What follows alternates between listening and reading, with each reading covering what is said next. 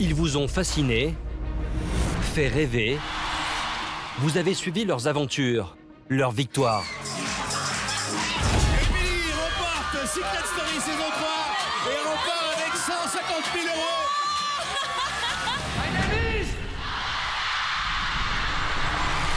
Mais aussi leurs échecs.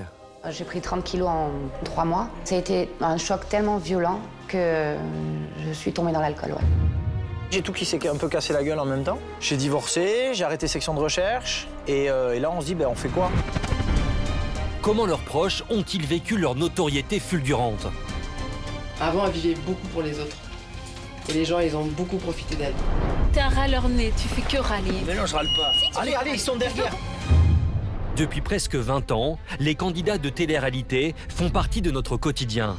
Mais que sont devenus ceux qui ont quitté la lumière? Ça scintille sur la robe de princesse. Très bien l'attitude là. Oh le con, putain! Celle-là, tu la filmeras pas. Ça va toi? Ça va? Pour la première fois, ils ont accepté de nous laisser rentrer chez eux et de nous présenter leur famille et leurs proches. Ah, c'est pour moi? Oh, merci, mon amour. T'es un petit JP? Non. Qui c'est JP? C'est moi. Et pour la première fois également, Violette, la mère de Loana, revient sur l'enfer de Loft Story. 4 jours après qu'elles sont rentrées, je pouvais pas aller travailler. C'est ma voisine qui me faisait les courses. J'avais journaliste en continu derrière moi. Comment ont-ils vécu leur retour à l'anonymat? Ça a été un peu difficile au départ dans le sens où les gens me reconnaissaient. Donc ils me disaient « Ah, mais vous êtes de la... je vous connais de quelque part, vous êtes de la télé, non ?» Il y a toujours des critiques en disant « Vous êtes là maintenant, ça marchait pas à la télé ». Les gens, ils sont très méchants par rapport à ça. Combien ont-ils réellement gagné? Que leur reste-t-il aujourd'hui? Alors là, aujourd'hui, je suis à Paris pour faire de l'argent. Les gens, ils pensent tous, ah putain, elle est pleine de thunes. Moi, j'ai pas de thunes, moi. Des millions de téléspectateurs les ont adorés, mais qu'en est-il réellement? Leurs fans les ont-ils abandonnés? Et voilà, et là, il y a des gens qui t'attendent et qui t'aiment. Bon, on y va? 3, 2, 1, on y va. Quels liens ont-ils gardé avec leurs anciens camarades? Mario, c'est pas resté un bon copain, moi. Il était un peu faux cul, un peu malhonnête, quoi, dans le château. Clairement, quand t'arrêtes la télé-réalité, ceux de la télé-réalité, ils ont plus forcément envie d'être avec toi parce que t'es plus dans le feu de l'action. Ça va? Ça va et toi? Ça fait plaisir de te voir. Qu'ont-ils appris de leur aventure? Regrettent-ils leur choix? Ce jeu, ça a tout changé. Ça a été une belle aventure à faire, ouais. Je le referai tout de suite, sans hésiter une seule seconde. J'étais vachement vulgaire, tu vois, je suis un peu assagie, la façon de parler. Puis j'ai vécu à Paris, je suis devenue un peu parisienne. Loana du Loft, Jean-Pascal de la Star Academy 1, Gaël des Ch'tis, Marjolaine de Greg le Millionnaire et Émilie de Secret Story 3 ont-ils définitivement tiré un trait sur le petit écran ou s'accrochent-ils encore à leur rêve de gloire? Quand on a été dans la télévision pendant un long moment, ça vous manque? Si on me propose une bonne chose, je le ferai. Mais ma priorité, c'est la famille.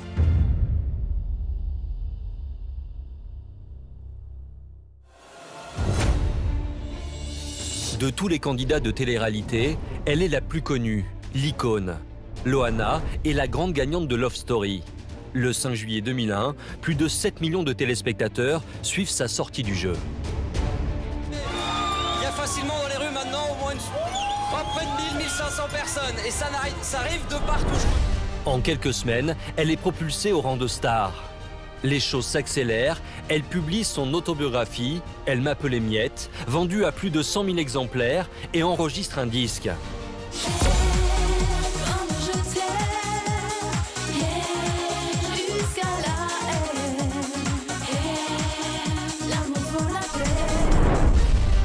Véritable carton, Comme je t'aime s'écoule à 250 000 exemplaires. Tout le monde s'arrache Loana. Elle crée une collection de vêtements, puis, consécration, elle défile même pour le couturier Jean-Paul Gaultier. Mais alors que sa voie semble toute tracée, la jeune femme fragile se brûle les ailes et tombe dans les excès en tout genre. C'est le début d'une spirale infernale. Drogue, alcool, dépression et prise de poids, Loana tente 9 fois de mettre fin à ses jours. Depuis plus de 10 ans, sa vie tumultueuse nous passionne. Sa fille cachée, ses amours toxiques, pas une semaine ne se passe sans que l'on ne parle d'elle dans la presse à scandale. Mais il y a 2 ans, alors qu'elle touche le fond, elle décide de tout arrêter et de se reprendre en main à l'aube de ses 40 ans.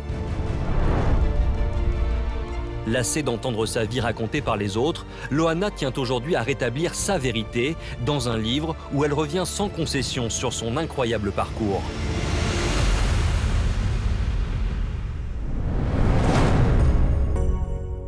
C'est à Vence, dans le sud de la France, où elle vit désormais depuis 2 ans avec sa mère Violette, que Loana a accepté de nous recevoir. Dans quelques jours, elle est attendue à Paris pour la promotion de son livre. Alors, comme avant chaque apparition publique, elle se rend dans ce salon de coiffure où elle a ses habitudes. On rattrape un peu les boucles et faire ces mèches roses que je voulais faire. Les petites mèches roses, les fameuses. On dit souvent que je vois la vie en rose, alors autant l'afficher dans mes cheveux. Voilà. On va s'installer ici. Super. Pour son retour médiatique, elle tient à être parfaite. Moi, ça va me plaire, vous aussi, mais il y en a beaucoup qui vont râler. J'ai beaucoup dans mon entourage qui font « Non, pas de mèche rose, tu vas pas nous le refaire ?» Ça va, si. ça s'en va au shampoing. Non, mais je les fais pas enlever. Moi, je m'en fiche de ce que disent les autres. C'est comme ça, pas autrement. Voilà. On retrouve. Sa silhouette s'est amincie, son visage aussi. Et pour cause, Loana a perdu 30 kilos depuis la dernière fois que vous l'avez vue dans Les Anges de la télé-réalité. Je vous emmène. Bienvenue. Le petit déjeuner. Je suis trop contente de te voir. Ah, c'est une belle surprise. Du petit déjeuner. Bon, j'arrive avec des trucs pour manger, hein, pour les filles et pour les garçons. Si Loana avait autant grossi ces dernières années, c'est parce qu'elle a été diagnostiquée bipolaire et schizophrène. Hospitalisée plusieurs mois en psychiatrie, elle a littéralement gonflé sous l'effet des médicaments. Aujourd'hui, dans ce salon où elle se sent bien, elle accepte de se confier sur cette douloureuse période. J'ai pris 30 kilos en 3 mois, mais je m'en suis pas rendu compte. Par contre, quand je suis sortie, c'est vrai que bon, je me suis pas reconnue.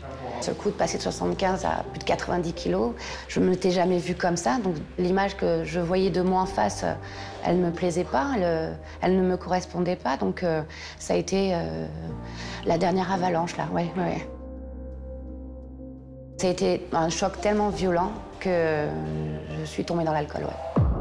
À cette époque, au plus mal et isolée en Bourgogne, Loana boit 1 bouteille de whisky par jour, mélangée à ses médicaments. Quand j'ai eu mes travers, cette envie de quitter ce monde, c'est pas du tout par rapport à la notoriété ni la télé-réalité. Loana du loft ou Loana normale, lambda, j'aurais craqué à un moment ou à un autre. J'avais beaucoup trop de fêlures par rapport à mon père, par rapport à ma fille.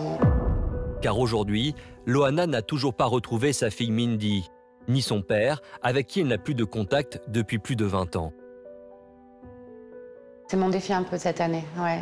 J'aimerais, et je crois que j'en ai besoin, j'ai envie de le voir. J'ai envie qu'il me serre dans ses bras. Je sais pas, c'est mon père. Je crois qu'il attend que ce soit moi qui vienne.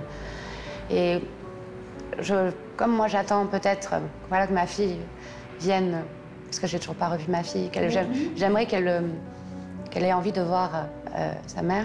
Je pense que mon père, il a peut-être envie de voir sa fille. Donc on va essayer de régler ça cette année. Loana reprend sa vie en main. Dans quelques instants, vous découvrirez que c'est sa maman Violette, très discrète dans les médias, qui l'a aidée à se relever. C'était un besoin en puissance de reconstruire à 2, avec la confiance. En 2009, les Français découvrent Émilie Nefnaf lors de la 3e saison de Secret Story. Bonjour, peux-tu te présenter? Bonjour, je m'appelle Émilie, j'ai 21 ans et je viens de Lille. La jeune femme intègre le jeu avec son amie d'enfance Vanessa. Leur secret, être les pires ennemis. Vanessa ayant volé le petit ami d'Émilie avant leur entrée dans la maison. J'ai l'esprit de vengeance et la vengeance c'est un plat qui se mange glacé.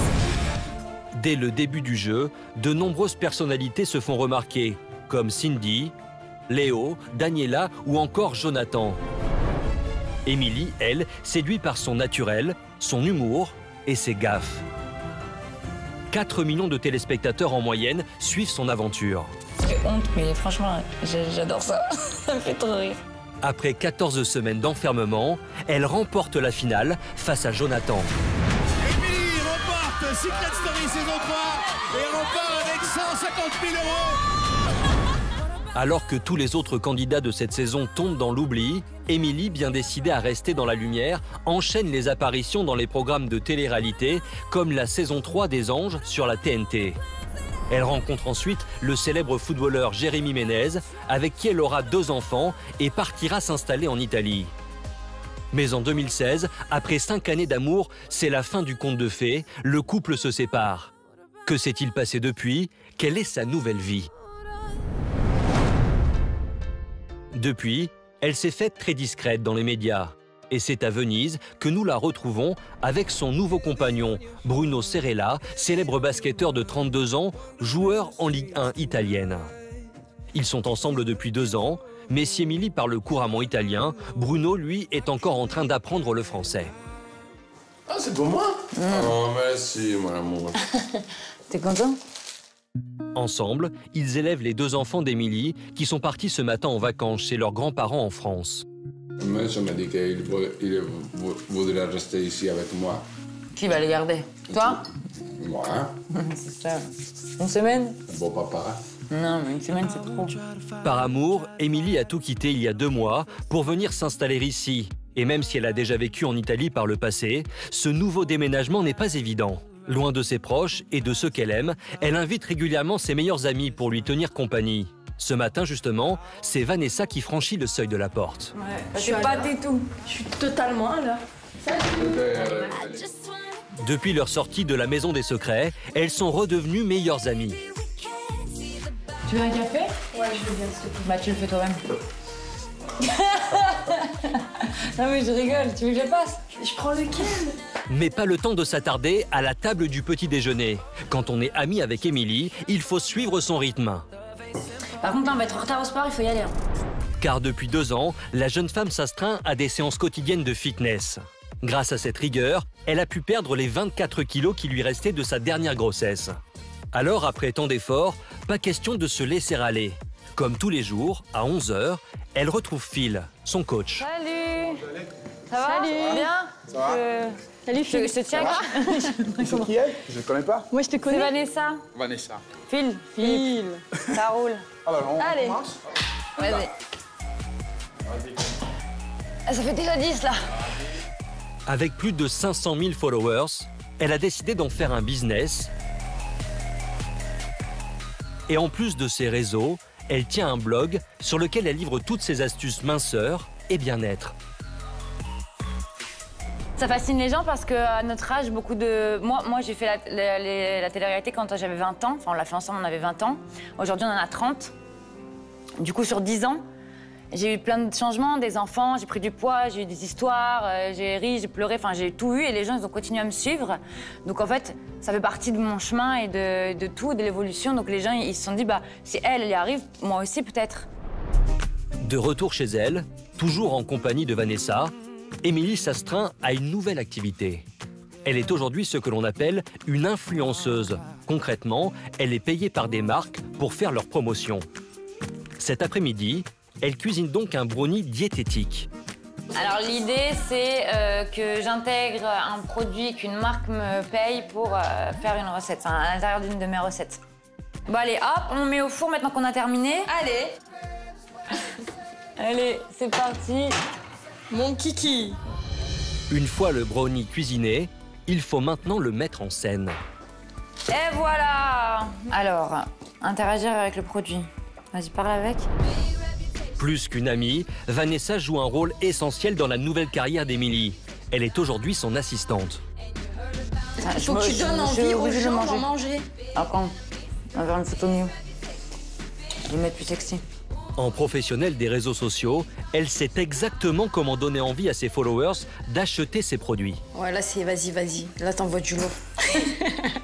Tu veux du brownie? Tu veux du brownie? Vas-y. Bon, j'aime pas le chocolat, mais je crois que je vais m'y mettre. Hein. Allez. 9 ans après leur sortie de Secret Story, Émilie et Vanessa sont aujourd'hui inséparables. À l'époque, elles n'avaient pas imaginé vivre une telle expérience ensemble. On n'était pas destinés à ça. Nous, on n'est pas des produits de télé comme ils font tous aujourd'hui, là. Ils nous ont choisis parce qu'on était drôles et qu'on leur apportait des images. Quand on donnait des sonores, on était naturels et on était nous-mêmes, quoi. C'est ce qu'ils recherchaient. Ils recherchaient un duo et c'est tout, ils l'ont trouvé quoi. Et sans langue de bois, Émilie avoue que sa motivation première pour faire de la télé-réalité n'était pas une quête de notoriété. Ouais, je l'ai fait pour l'argent, je m'en foutais moi de faire de la télé. Ça m'a amené à ce que je vis aujourd'hui, donc j'ai aucun regret de ma participation au jeu de Secret Story. Aujourd'hui, Émilie profite de sa célébrité pour amorcer un nouveau virage dans sa vie. Dans un instant, nous la retrouverons à Paris pour un rendez-vous déterminant pour la suite de sa carrière. Émilie Nafnaf est là aujourd'hui pour nous présenter son nouveau concept de produit de minceur. Au début des années 2000, la télé-réalité explose en France. Parmi les programmes, un se démarque en particulier, la Star Academy. Amour, haine, amitié, rivalité. Le concept, 16 apprentis chanteurs, danseurs, performeurs, totalement inconnus, enfermés dans un château et filmés 24 heures sur 24. Tous n'ont qu'un rêve, devenir une star. Très vite, les candidats comme Jennifer se font remarquer par leur talent de chanteur, sauf un, Jean-Pascal Lacoste, 23 ans. On a chanté les Parisiennes, leur petit nez et leur chapeau. Il ne sait pas chanter, ni même danser. Véritable cancre, il brille malgré tout par son humour et son tempérament de leader. Tout à l'heure, elle me dit que je suis, comment on dit Baryton. Baryton, je croyais que c'était un poisson, un baryton. Le public en raffole et en redemande. Drôle, colérique. Oui, moi je fais ma valise, je me casse, j'avais plein le cul. Attendrissant, en quelques semaines, il devient la star du show. Et sa romance avec Jennifer est rapidement suivie par des millions de téléspectateurs chaque jour. Jennifer et moi, ça va bien. Je commence à stresser, il me faut vite un bisou. Porté par son public, Jean-Pascal arrive en demi-finale contre Mario et Jennifer remporte cette première saison. Et merci beaucoup, c'était super. À sa sortie du château, Jean-Pascal est une star et tout va s'accélérer. Il enregistre un premier album, se produit dans les plus grandes salles comme l'Olympia et fait danser la France grâce à ce tube vendu à 1 million d'exemplaires. Je suis un agitateur, un provocateur, un animal. My name is...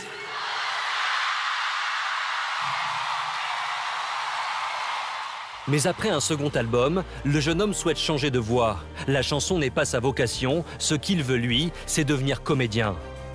TF1 lui ouvre les portes de ses fictions et il décroche le rôle de Luc dans la série policière Section de recherche. Mais plus les années passent, moins le téléphone sonne. La Jean-Pascal Mania s'essouffle et tout s'arrête en 2014. Il perd son rôle dans la série de TF1 et les galères s'enchaînent dans sa vie personnelle. Au chômage, Jean-Pascal divorce et se retrouve avec ses 2 enfants à charge. Après 17 ans de succès, il doit tout reprendre à zéro.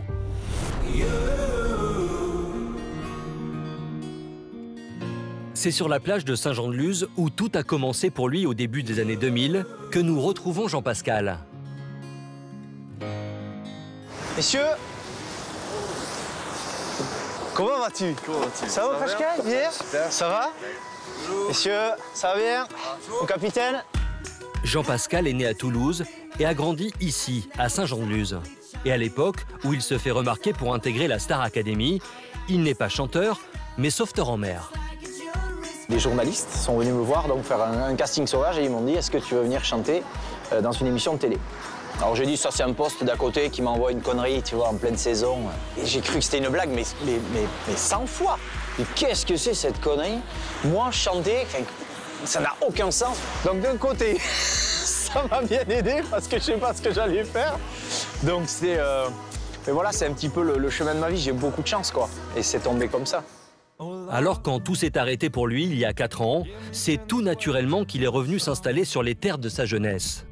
Loin des paillettes, Jean-Pascal mène désormais une vie des plus normales. J'ai fait comme Charlie Ingalls, je coupais du bois. Et pour la première fois, il nous ouvre les portes de sa maison. Aujourd'hui, il partage sa vie avec Delphine, 24 ans, la petite sœur de l'ancienne Miss France Sylvie Tellier. Ensemble, ils élèvent les 2 enfants de Jean-Pascal, Kylie, 9 ans, et Maverick, 5 ans. Allez, coussin, là-bas, coussin. En 2, Kylie. Canapé. Canapé. Ah oui, on joue beaucoup à pyramide dans cette maison, c'est cool ça. Dessert. Feuille, hein, brownie. Ah ouais, elle est jolie. Hein. Ouais, ma fille. Ouais, on est bon dans cette famille. À 39 ans, Jean-Pascal n'a aujourd'hui qu'une seule priorité, sa famille. Les enfants, c'est ma priorité. Voilà, les voir heureux, bien manger. Les questions, elles ne se posent même pas à savoir s'il faut changer quoi que ce soit. Quoi. Il faut rester ici, ils sont bien, ils ont l'école à côté. Ils sont heureux de vivre. Elle est cool la ville, hein. Tiens-toi bien. Ils sont pas timides. Oh, elle est pas timide chez Lacoste. C'est bien, championne. T'es un petit JP? Non. Qui c'est JP? C'est moi. Aujourd'hui, Jean-Pascal semble avoir fait le deuil de son ancienne gloire. L'ancien trublion de la Star Academy a changé de vie, mais ce soir, à l'occasion de la venue d'un couple d'amis, il accepte devant notre caméra de revisionner les images de l'époque. Ça peut être un très grand moment de télé. Si Jean-Pascal a autant marqué la Star Academy, c'est en particulier pour ce talent. C'est pas du tout toi. T'as pété là? Un humour potache et décalé qui fait encore effet 17 ans après, surtout auprès de sa fille Kylie. Moi j'étais comme je suis en colo quoi. Mais je pense que c'est aussi pour ça que ça a marché quoi. Ouais, parce que j'étais naturel. Mais voilà, je suis en colo avec les copains, il n'y a pas de caméra. Bon, mais voilà. Tellement naturel que le jeune homme, déconnecté de la réalité, s'est totalement emballé dans sa romance avec Jennifer, au point de lui offrir une bague de fiançailles. Oui. Mais t'es fou. Une idylle du passé que Kylie découvre ce soir, mais qui ne semble pas rendre jalouse Delphine, la compagne de Jean-Pascal. Mais j'ai aucun souvenir de ça en fait. Peut-être que Jennifer a été drivée par la prod, par rapport à nous, pour piquer tout ça là-dessus, je sais pas. Moi, j'ai joué Franco. De toute façon, ça se voit. On peut pas. Ou alors, je mériterais un Oscar là, par contre. Donc, il n'y avait rien de fake, quoi. C'était sympa après. Hein. Moi, j'en garde un très bon souvenir. Hein. Après, je l'ai jamais revu en fait. Et Jennifer n'est pas la seule qu'il n'a jamais revue. 17 ans après sa sortie du château, il a d'ailleurs un avis très tranché sur certains de ses anciens camarades. Et déjà, l'ami ne se porte pas comme ça. Ne regardez pas comme ça. Et bien, moi, je regarde tous comme ça. Alors, m'en fous, alors c'est pas un ami, ça. Et bien, alors, il est pas ami. Ben, ça va, super. Alors, fais ta vie, je fais la mienne. Mario, c'est pas resté un bon copain. Il était un peu faux cul, un peu malhonnête, quoi, dans le château. Il avait un téléphone en plus. Personne n'a su ça. Il avait un téléphone portable, Mario. Ouais. Depuis la fin de l'aventure, les chemins des candidats se sont séparés. Jennifer, qui a remporté la finale, est aujourd'hui encore une grande star de la chanson française. Mario dirige un magazine dédié au luxe. Jean-Pascal n'est en contact qu'avec la chanteuse Olivia Ruiz, qui, comme Jennifer, connaît une grande carrière, et Patrice McTav, qui, lui, est toujours chanteur et s'illustre dans des comédies musicales, mais aussi en tant qu'acteur. Patrice est venu là, c'était en vacances. Olivia, on s'appelle une fois par mois, j'ai au moins au téléphone. Voilà, on est restés proches, on est restés vraiment amis de cette aventure, quoi. Je suis un agitateur. Aujourd'hui, Jean-Pascal reconnaît que la Star Academy l'a lancé, mais que son succès n'était pas vraiment lié à son talent de chanteur. Regarde le monde. Non mais t'as vu ça? C'était quoi pendant la tournée Starac ou pas du tout? Ouais, c'était la tournée Starac, ça. Et c'est quoi la chanson la plus populaire que t'as fait? Celle-là. Tu sais, j'en ai pas fait beaucoup non plus. Faut pas arnaquer trop les gens, quand même. Si, comme à son habitude, il tourne tout en dérision, il avoue tout de même aujourd'hui que chanter n'a jamais été un plaisir pour lui. Je suis pas à l'aise, moi, en chanteur. C'est quelque chose que je sais vraiment pas faire. Je suis gêné en faisant ça. C'est pas mon trip. Depuis, Jean-Pascal ne chante plus et ne joue plus. Mais dans quelques instants, vous découvrirez que ce choix ne fait pas l'unanimité parmi ses proches, notamment pour sa maman. J'aurais souhaité qu'il continue ou dans le théâtre ou le côté comique, parce qu'il est vraiment drôle, je vous assure.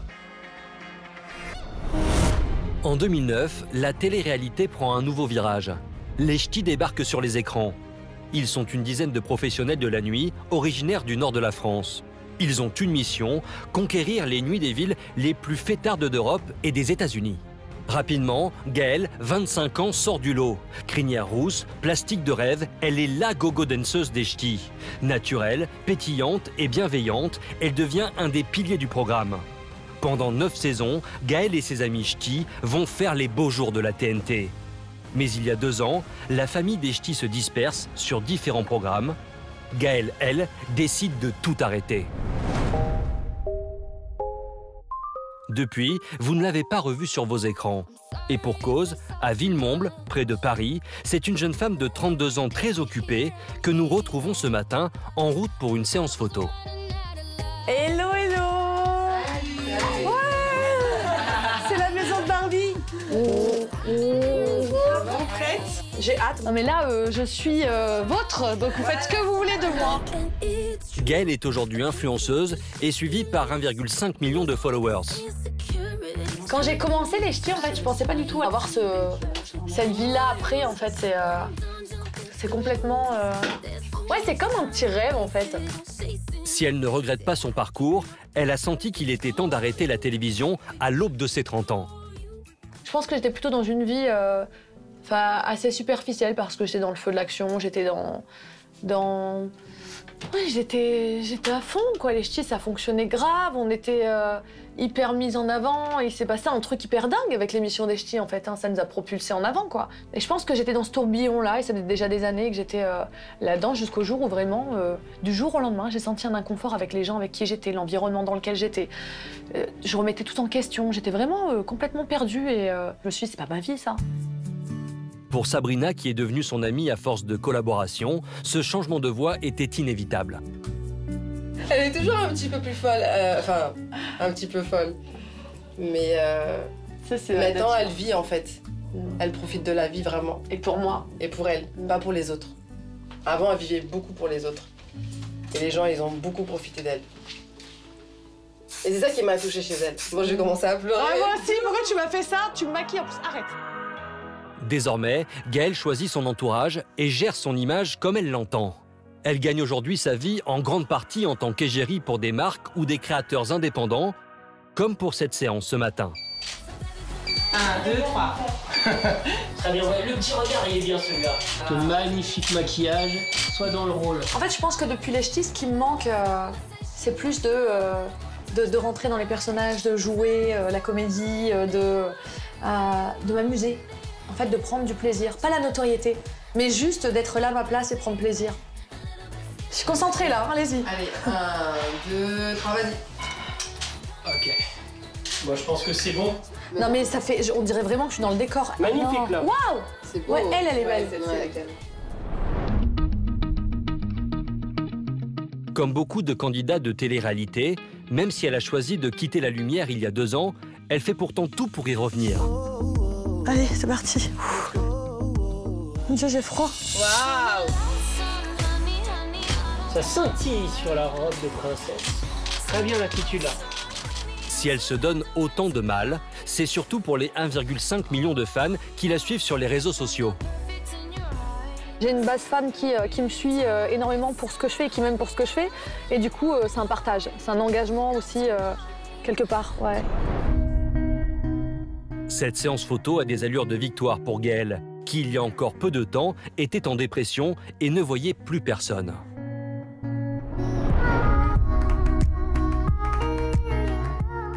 Depuis 2 ans, elle consulte chaque semaine Asma El Hajri, sa coach de vie, qui lui a permis de remonter la pente.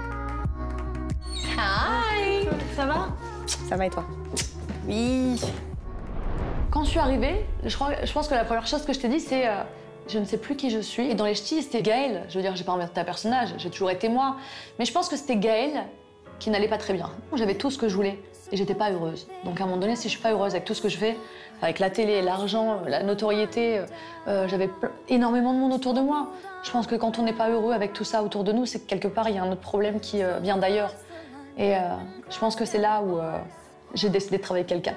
La problématique qu'a rencontrée Gaëlle, c'est une problématique que beaucoup de personnes rencontrent. Je m'occupe surtout du travail d'adéquation entre l'identité de la personne et l'image qu'elle donne. Et ça parle aussi de comment elle va bien.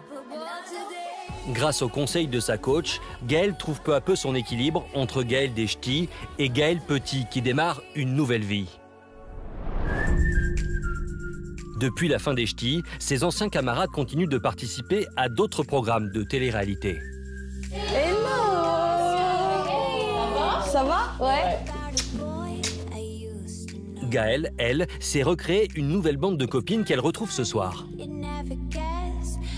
Clairement, quand tu arrêtes la télé-réalité, ceux de la télé-réalité, ils ont plus forcément envie d'être avec toi parce que t'es plus dans le feu de l'action. Ils partagent plus les mêmes aspirations. Par exemple, eux sont encore dans la télé-réalité aujourd'hui et ils adorent. Et ils sont dans comment dire, les soirées, la nuit. Tu sais, c'est un milieu particulier. Moi, j'ai baigné beaucoup dans ce milieu de la nuit, qui me plaît plus aujourd'hui parce que ça fait trop de boucans et j'ai plus envie de ça, en fait. Peut-être parce que j'ai passé les 30 ans. Non, je ne dirai pas mon âge. Non, mais toi, maintenant, t'es une mamie, toi. Ouais. Ah, moi, je suis à base de tisane. Au cours de ces dîners, les filles se parlent en toute honnêteté et évoquent une femme avec laquelle elles n'auraient jamais été amies. La première fois qu'on s'est vus, j'ai une copine qui me dit « Mais tu sais, c'est Gaëlle des Ch'tis. » Alors, je dis « C'est quoi les Ch'tis, Gaëlle des Ch'tis ?» Elle me dit « Non, c'est une télé-réalité. » Ah bon? Je me suis dit « Attends, quand même, parce que la googlisée pour voir, quoi. » Et là, ça m'a tellement gênée que j'ai pas voulu rester trop longtemps à voir ça parce que j'avais l'impression que c'était une autre personne. De ses nouvelles amies, Gaëlle accepte tout, même les critiques. À leur côté, elle découvre enfin la vie d'une trentenaire normale à laquelle elle semble tant aspirer. Gaëlle s'est éloignée du monde de la télé, mais pas de son public. Et dans quelques minutes, vous découvrirez sa première rencontre avec ses fans depuis la fin de son aventure des Ch'tis. On y va? 3, 2, 1, on y va.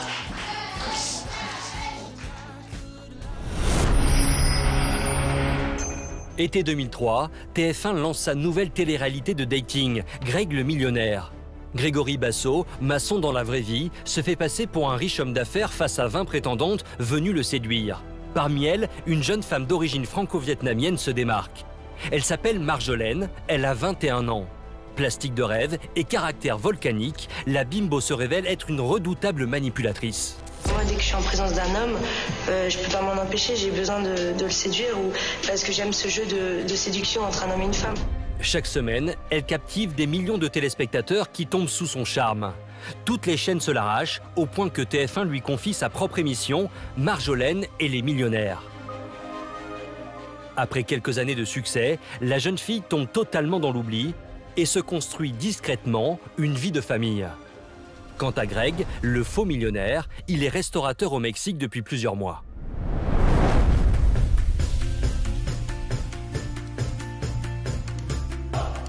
Paris, dans le 16e arrondissement. Nous retrouvons Marjolaine aujourd'hui âgée de 37 ans. Depuis l'arrêt de sa carrière médiatique, elle s'est reconvertie et aujourd'hui, elle est une femme d'affaires pressée. Ah bah là, j'ai une chance, j'ai une place. Elle est magnifique, sans faire de créneau en plus. Ce matin, elle est attendue par une collaboratrice pour une visite d'appartement. Depuis 3 ans, la jeune femme est à la tête d'une société d'immobilier de luxe qui lui permet de gagner un confortable salaire de chef d'entreprise. Une reconversion inattendue pour cette ancienne candidate de télé-réalité. Quand j'ai commencé en fait dans l'immobilier, ça a été un peu difficile au départ dans le sens où les gens me reconnaissaient. Donc ils me disaient « Ah, mais vous êtes de la... je vous connais de quelque part, vous êtes de la télé, non ?» Donc en fait, je leur disais « Oui, oui, j'ai fait un peu de télé avant. » Et hop, je le replaçais tout de suite sur l'appartement. Bon, alors ça, voilà, on est sur un immeuble classé, tatitata.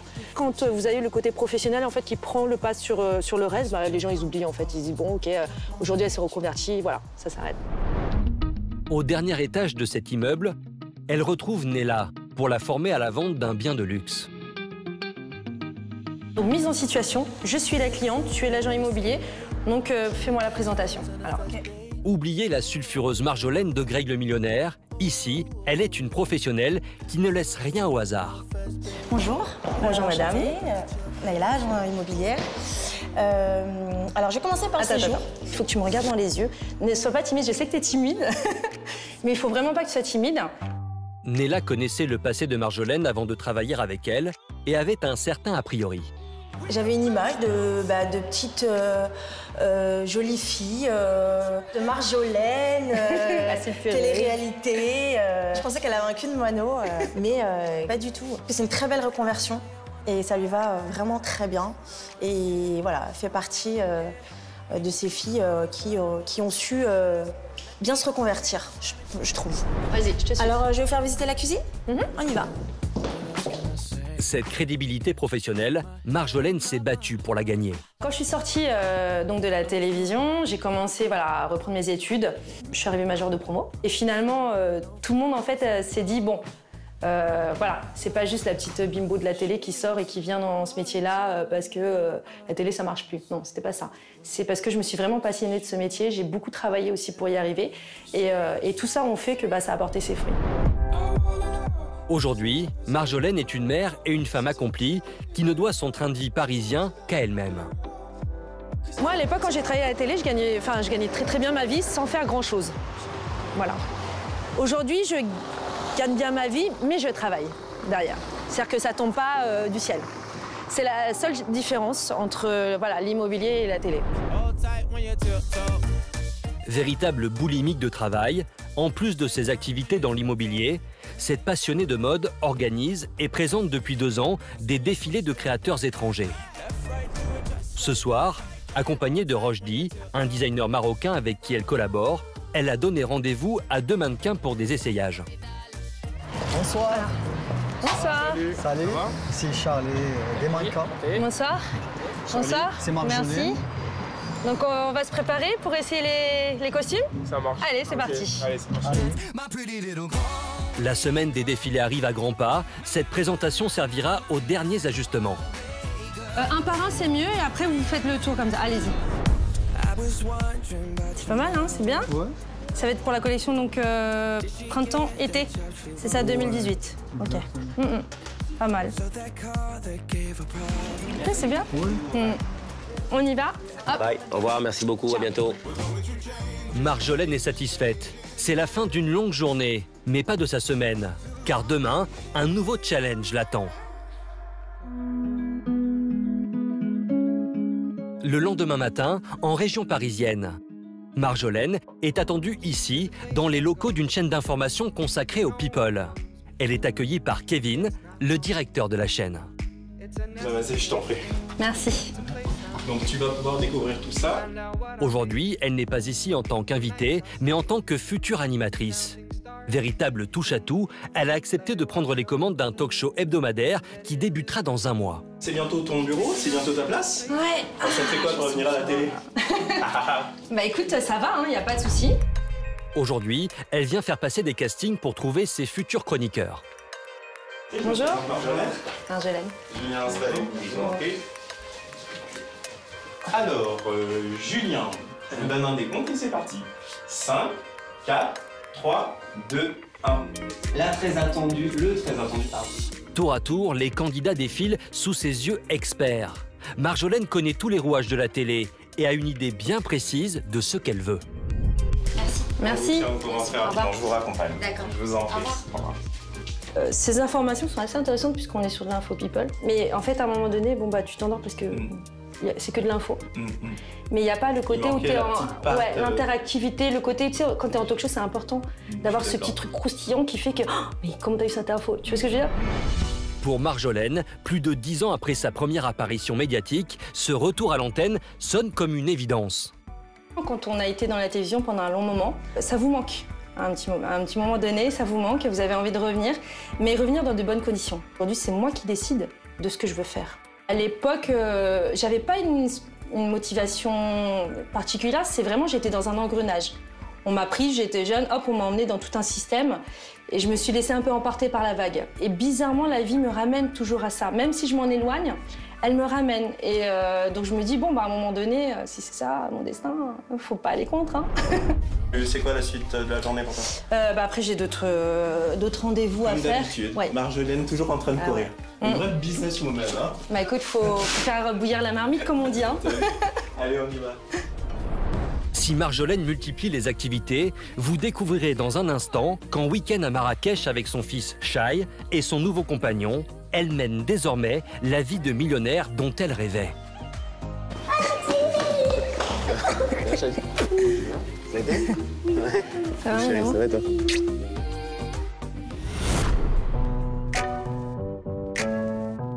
Avance, dans le sud de la France, nous retrouvons Loana, tout juste sortie du salon de coiffure. Ce midi, elle rejoint sa maman Violette dans leur café préféré. Coucou, la femme de ma vie. Regarde, une petite surprise. J'ai des mèches roses. Depuis 2 ans, mère et fille vivent ensemble. Loin du star system, Loana réapprend à vivre sainement, après des années noyées dans l'alcool et les médicaments. Elle est revenue à un moment donné où elle avait besoin de moi et j'avais besoin d'elle.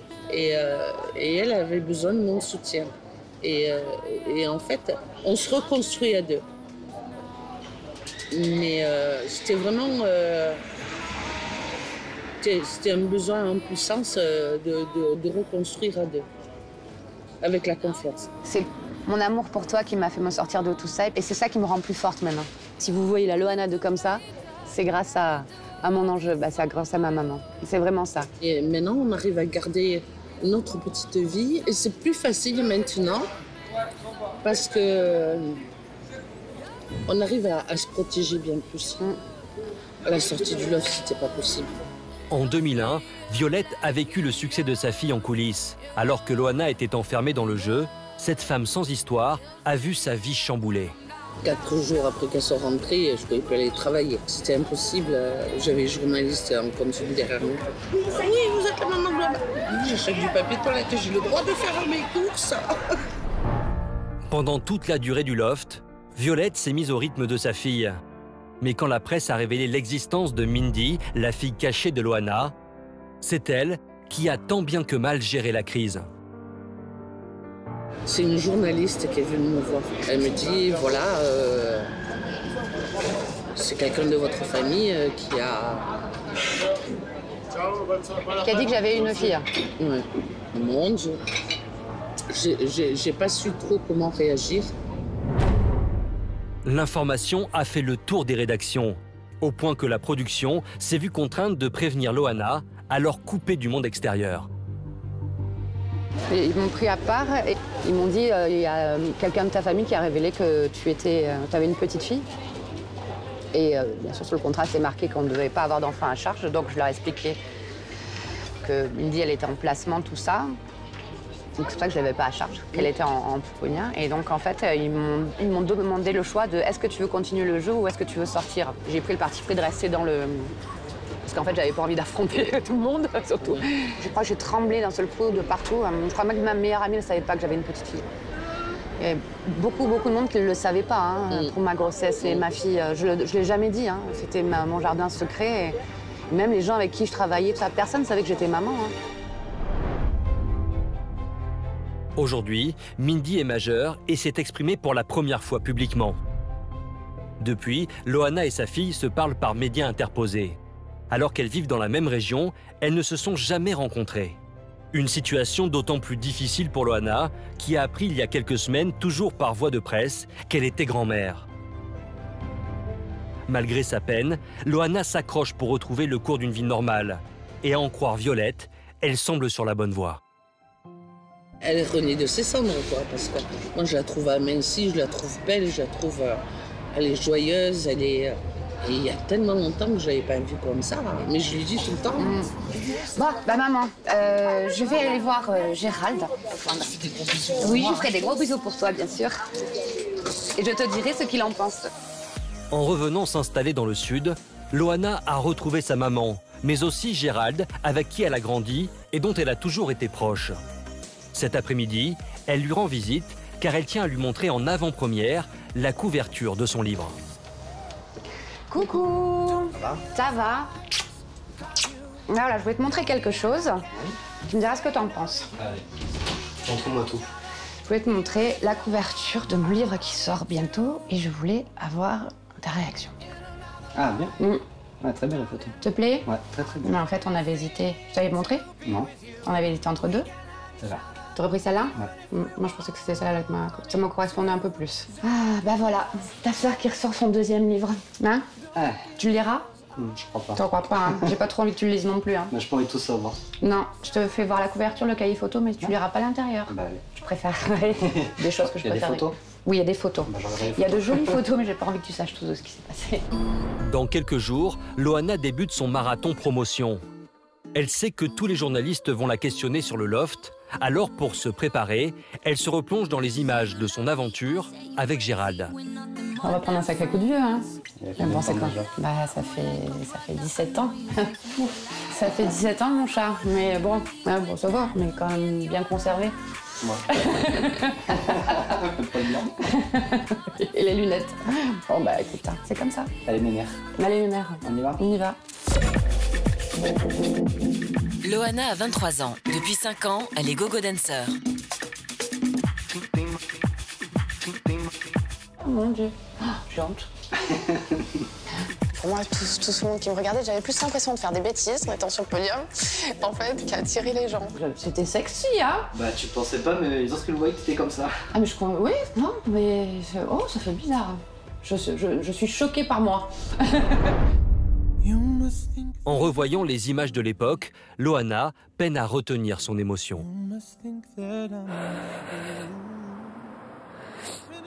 Quand je revois les images, c'est comme si je revivais le moment. C'est pour ça que j'ai peine à regarder. J'adore, mais les mauvais moments où je me vois pleurer, je me rappelle de pourquoi je l'ai fait. Ça me fait de la peine de me voir comme ça.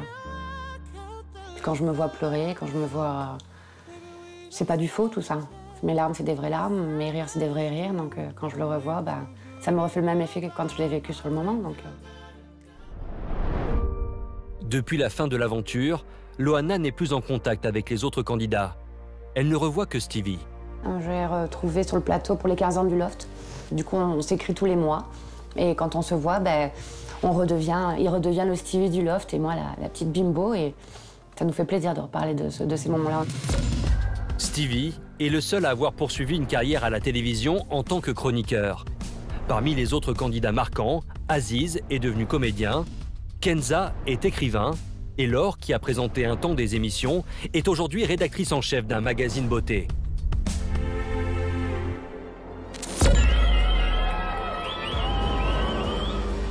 Si Loana a sombré dans les excès après sa victoire, elle ne regrette pourtant rien de ces 17 années écoulées. Ce jeu, ça a tout changé.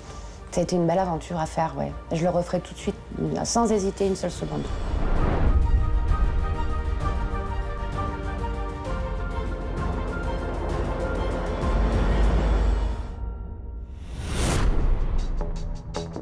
Paris, c'est à l'aéroport d'Orly que nous retrouvons Émilie Nefnaf, la gagnante de Secret Story 3. Depuis qu'elle s'est installée à Venise avec son nouveau compagnon Bruno il y a 2 mois, elle multiplie les allers-retours entre les 2 pays. Il est 9h30, elle vient d'atterrir, la journée commence mal. Émilie le partage avec ses followers. Je suis arrivée à Paris, j'ai oublié mes papiers dans l'avion, j'espère que je vais les récupérer. Je suis pas certaine, on verra bien. Si elle est à Paris aujourd'hui, ce n'est pas pour faire du shopping, mais bien pour gagner sa vie. Alors là, aujourd'hui, je suis à Paris pour faire de l'argent, parce qu'évidemment, j'en ai besoin comme tout le monde, et parce que j'ai quand même 2 enfants, et même si le papa, il est aisé, c'est le papa qui est aisé, c'est pas moi. Moi, je suis pas un footballeur, hein. J'étais pas mariée avec lui, les gens, ils pensent tous « Ah putain, elle est pleine de thunes ». Moi, j'ai pas de thunes, mais en fait, c'est lui qui a de la thune. Pour son premier rendez-vous de la journée, elle est attendue par Wesley Nakache, directeur d'une agence qui met en relation les marques et les personnalités publiques. Bonjour. Ça va? Ça va et toi? Bah, ça fait plaisir de te voir. Avec 500 000 followers, Émilie est aujourd'hui une influenceuse qui compte. Le fondateur de l'agence le sait et lui propose un contrat pour une durée de 6 mois. Madame, je suis madame Émilie Nefnaf. Ah, moi aussi, je vais avoir le plaisir de signer le contrat d'exclusivité avec Émilie Nefnaf. Ne le froisse pas, voyons. Après 5 mois de transfert, les gars, on arrive à signer Émilie Nefnaf. Donc j'aimerais qu'on applaudisse, s'il vous plaît. Grâce à ses réseaux sociaux, Émilie peut gagner jusqu'à 5 000 € par mois. Et à peine le contrat signé, Wesley a déjà un produit à lui proposer. Nouvelle marque, regarde. Un savon au lait de chèvre. Non, t'es pas sérieux. Si, ça sent pas la chèvre. Non, quand même, respecte-moi. C'est de la bombe. Émilie, c'est quand même une ancienne femme de footballeur. Elle est maman, elle a 2 enfants, elle a une grosse transformation depuis Secret. C'est quelqu'un qui s'est grave embelli aux yeux, devant le public. Sur la communauté qu'elle a sur les réseaux sociaux, ce sont que des consommateurs. Voilà. Donc du coup, c'est rentable généralement et voilà pourquoi elle bosse tout le temps. Pas de temps à perdre. Émilie n'est à Paris que pour la journée et son emploi du temps est millimétré. Dans quelques heures, elle a un rendez-vous capital pour la suite de sa carrière. Elle va devoir convaincre la plus grande émission de téléachat d'intégrer dans leur catalogue de vente un produit minceur qu'elle a développé avec un laboratoire. Consciente que son apparence sera déterminante, elle ne laisse rien au hasard. Tu sais, quand j'étais petite, il m'a appelé pot de peinture. En fait, je crois que je me maquille depuis que je suis jeune. Mais pourtant, tout le monde me dit « t'es bien mieux sans maquillage ». Ouais, bah, c'est pas toi qui te balades avec ma tête. Hein. Je me maquille depuis que j'ai 14 ans. Je faisais pas de télé-réalité à 14 ans. La pionne, je me rappelle encore, je l'appelais comme ça. Et la pionne de mon collège, elle me disait « Franchement, Émilie, moi j'ai 30 ans, je te dis, le mascara, ça va faire tomber tous tes cils. » Ouais, et alors ?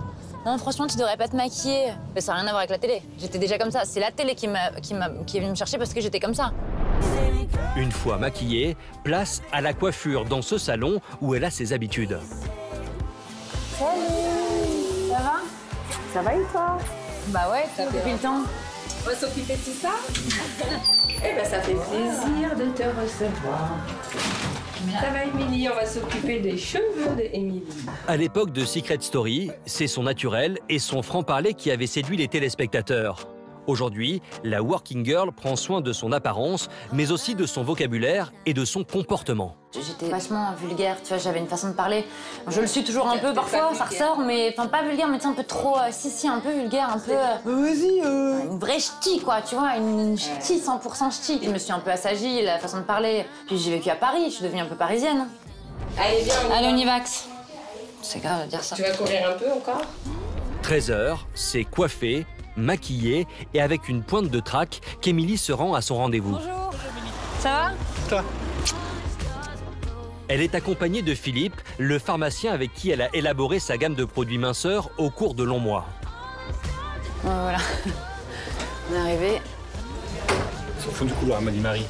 Ouais, ah bah, je vois qu'il y a du monde. Ah oui, bah, un référencement, il y a toujours beaucoup de monde. Bonjour. Bonjour. Émilie n'a que 15 minutes pour convaincre que son produit amincissant mérite sa place dans l'émission de téléachat de TF1. Comme toutes les mamans, comme toutes les femmes, on fait notre vie et on mange, on fait des enfants, on fait pas souvent attention à ce qu'on fait dans la vie quotidienne. Et il s'avère que j'ai pris beaucoup de poids. Malheureusement, là, on n'a pas sur l'écran les photos. Ah, on en a? Ok. On les a. Ah, super. Voilà. Mais je m'attendais pas à ça. Bon, voilà, bon, bah, je vais faire Miss Météo. En évoquant son expérience personnelle, elle réussit rapidement à capter l'attention du jury. Ça, c'est moi. Donc là, c'est en 2015, l'appareil. Donc en fait, j'ai eu mon deuxième enfant en 2014. Moi, j'avais l'impression d'être bien, mais parce qu'en fait, on se rend pas compte quand on prend du poids et quand on change, etc. Donc du coup, et là, je me suis dit, mais attends, Émilie, il faut que tu fasses quelque chose. De plus en plus à l'aise dans sa présentation, Émilie se révèle être une véritable pro du marketing. On a décidé de faire 2 produits. Le starter, ça serait pour dire, allez, on y va. Start, c'est le moment, j'ai le déclic. Et en plus de ça, il y a le petit carnet avec des idées recettes. Le petit carnet, on rentre un peu dans la vie d'Émilie. Donc voilà, je pense que j'ai tout dit. Les dés sont jetés, elle laisse le jury délibérer. Bon bah voilà, c'est fait. Je pense que c'est bien passé. En fait, sincèrement, je m'attendais à un petit truc à 3-4, quoi. Et, genre la directrice, je sais pas, oui. Marie, nous, et je m'attendais pas à ce qu'il y ait autant de monde. Donc du coup, je suis rentrée, je me suis dit, ah ouais, quand même. Je veux dire, j'ai pas écrit le discours, hein. J'ai pas écrit. Bon, après, j'ai étudié mon produit, je le sais, je le connais, c'est moi qui ai fait la formule avec vous, mais je veux dire, je m'attendais pas, j'avais pas un discours tout carré, tout préparé. Il est 18h, c'est la fin d'une journée marathon pour Émilie. Ce soir, elle reprend l'avion, direction Venise. Dans quelques instants, nous la retrouverons en Italie avec son amie Fiona. Ces retrouvailles seront pour les 2 jeunes femmes l'occasion de revenir sur leur ancienne vie de femmes de footballeurs. De vue l'extérieur, c'est un conte de fées, mais de l'intérieur, c'est plutôt... c'est plus un conte de fées du tout, quoi. À Saint-Jean-de-Luz, au Pays Basque, c'est sous une pluie battante que nous retrouvons Jean-Pascal et sa compagne Delphine. Suite à l'arrêt brutal de sa carrière artistique il y a 4 ans, il a dû repartir de zéro professionnellement.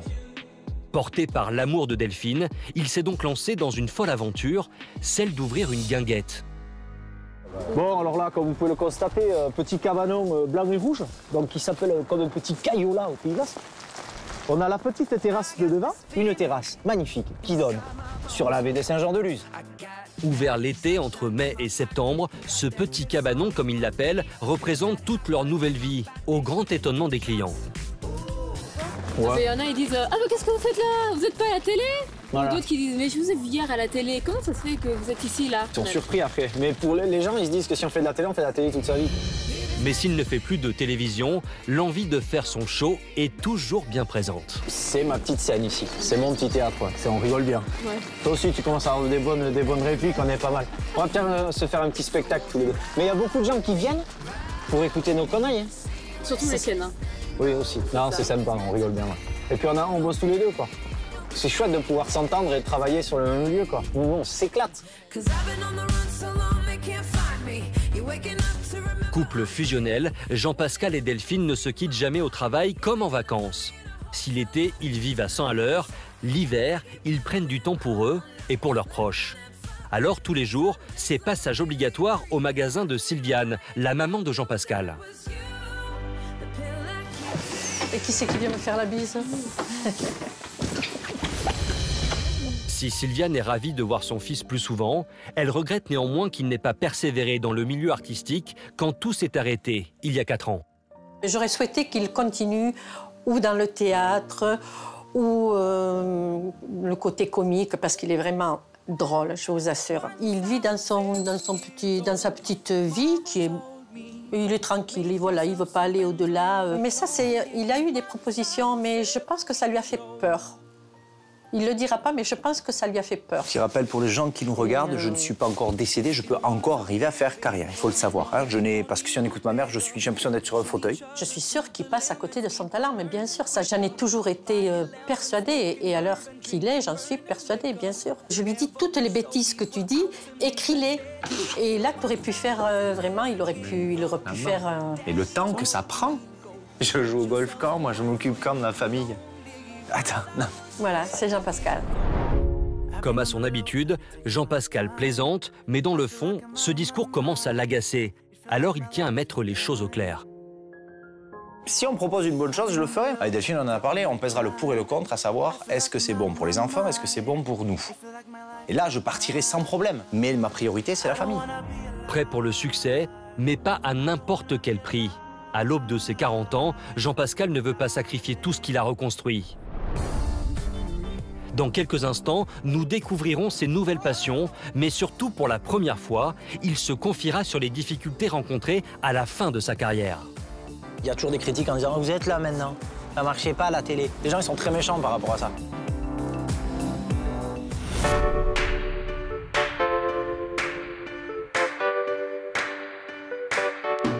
Nous retrouvons l'ancienne star de l'émission Les Ch'tis, Gaëlle, à Paris, où elle s'est installée il y a 1 an. T'as pu répéter un petit peu la choré? Un petit peu. Ouais, bon, moi j'ai pas trop le temps avec le travail. Soucieuse de sa silhouette et de son corps, ce matin, comme plusieurs fois par semaine, ses répétitions de danse avec son amie Sandra. 1, 2, 3, 4, derrière. Derrière, tu tournes. Je sais plus. 1, 2, 3, 4, 5, 6, 7, 8. Reconnue pour ses talents de danseuse dans les ch'tis, elle pratique aujourd'hui sa passion pour elle et non plus pour briller. Quand on fait de la télé, 4 mois on va dire sur 12 à l'écran pendant 6 ans, et qu'on a plus d'1 million de personnes qui regardent, on a automatiquement cette pression qu'on se met. Hein. On a une pression qu'on se met qui est clairement là. Et on se doit d'être impeccable. En tout cas, moi, je me devais d'être impeccable. Ça n'existe plus chez moi, ça. Être parfaite pour le regard de l'autre. Ce qui est important pour moi, c'est de me voir avec mes yeux à moi, en fait. C'est le regard que je porte sur moi, avec mon regard à moi. Après, celui de l'autre, clairement, c'est pas que je m'en fiche, mais le mien est plus important. En se coupant du monde de la télé-réalité il y a 2 ans, après 9 saisons des Ch'tis, Gaëlle a pris du recul sur son parcours. Demain, elle a prévu de rencontrer ses fans en petit comité. Un moyen pour elle de garder le contact avec son public.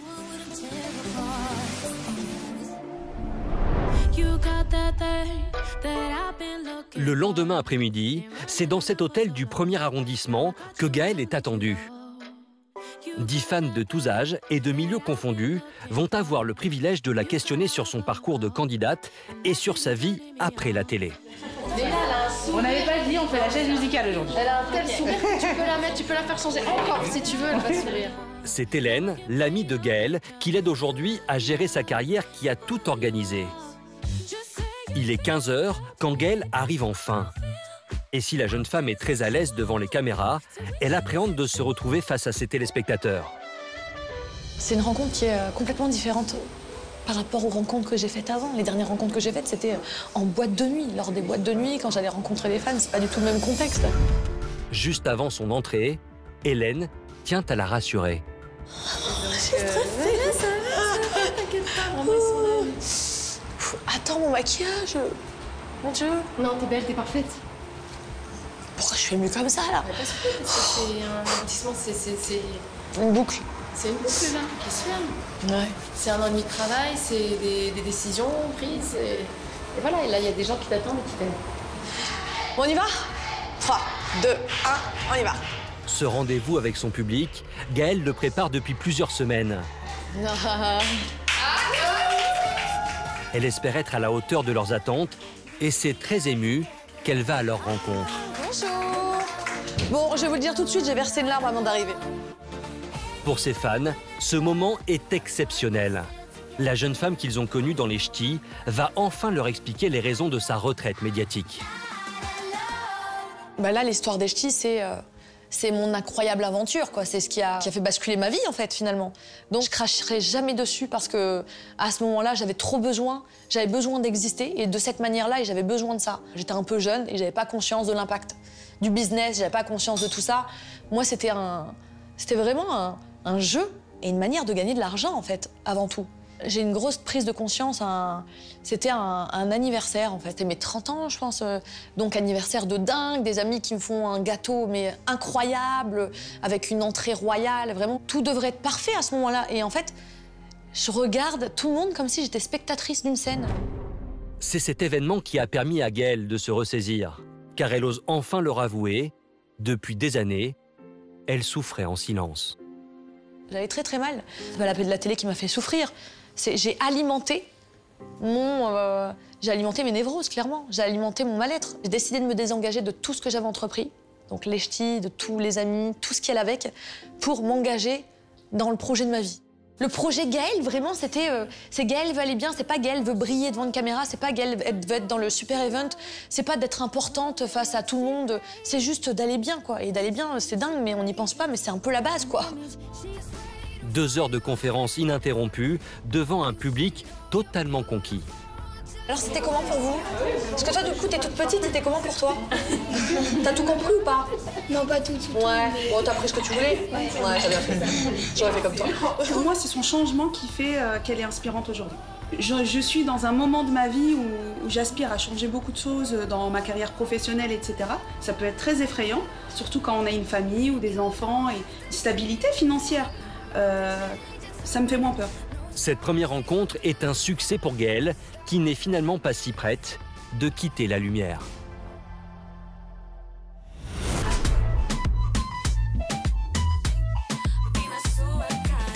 C'est à Marrakech que nous retrouvons Marjolaine, la star de l'émission Greg le Millionnaire. Tout juste arrivée de Paris avec son fils Shai, 7 ans, né d'une première union de 10 ans avec un homme d'affaires. Ça a été? Ouais. Ça va, toi? Depuis presque 1 an, mère et fils viennent ici 2 fois par mois, dans ce somptueux hôtel, retrouver Alexis, le nouveau compagnon de Marjolaine et propriétaire des lieux. Ça va être la nouvelle chambre. Oui. On va essayer. Alexis et Marjolaine se sont rencontrés à Marrakech par l'intermédiaire d'un ami commun et sont ensemble depuis 10 mois. Ironie du sort, c'est dans ce même palais que Marjolaine avait tourné sa télé-réalité Marjolaine et les millionnaires en 2004. Depuis leur dernière venue, Alexis a fait restaurer l'une des plus belles chambres de l'hôtel. Et comme rien n'est trop beau pour Marjolaine, il lui a réservé pour le week-end. J'aime bien ce que t'en penses. Madame, Merci. Merci. Waouh, magnifique. C'est beau, t'aimes bien? Elle est très très belle. Waouh. C'est magnifique. Waouh, c'est beau. C'est ta salle de bain ou la mienne? La mienne. Bon, moi, je vais vous laisser l'essayer parce que je dois aller bosser. D'accord. Ça marche? À tout à l'heure, chérie. À tout à l'heure. Tout à l'heure, chérie. Ce matin, Alexis a un emploi du temps chargé. Alors, Marjolaine et Shai en profitent pour s'installer. Alors c'est sûr que c'est vraiment différent entre les garçons qui étaient dans mes émissions. Entre Greg le maçon et tous les autres qui se faisaient passer pour des millionnaires. Et là où là, je tombe sur Alexis qui est un vrai prince en fait. Et c'est vraiment comme si c'était un rêve devenu réalité. C'est-à-dire tout ce que j'ai vécu dans mes émissions commence à se réaliser et se faire. Je me dis quand est-ce que je vais me réveiller? J'ai un peu peur, je ne vais pas me réveiller, je vais rester comme ça toujours dans cet environnement. Il est 11 h du matin. Et si la semaine, Marjolaine vit à 100 à l'heure, ici, elle est une princesse qui profite de tous les plaisirs que lui offre le palais. Et 15 ans après sa première apparition télé, elle n'a rien perdu de sa superbe.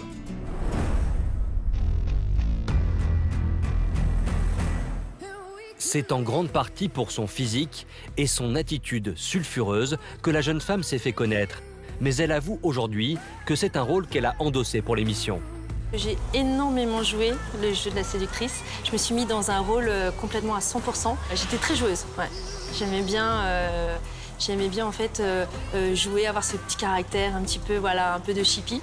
Et en fait, ça a bien marché. Hein. Mais aujourd'hui, voilà, c'est plus ça maintenant. À l'époque, Marjolaine avait 21 ans et sa participation à Greg le millionnaire lui a permis de dépasser une étape difficile dans sa vie personnelle qu'elle accepte de nous raconter pour la première fois. Moi, je suis issue d'une très grande famille avec un père très autoritaire, très dur dans l'éducation. En 2003, il a commencé à tomber malade, ensuite voilà, il est parti. J'ai eu besoin de faire quelque chose en fait, qui soit à l'opposé de toute l'éducation que j'avais eue pour comme me trouver. Je ne me suis pas rendu compte tout de suite de l'impact que ça avait et toute cette célébrité qui vous arrive d'un coup.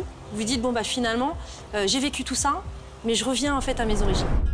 Après la télévision, Marjolaine s'est donc consacrée à sa vie personnelle et elle est surtout devenue maman. Aujourd'hui, Shai est sa priorité. Allez, c'est parti pour une petite partie, hein? J'espère que tu es en forme, hein?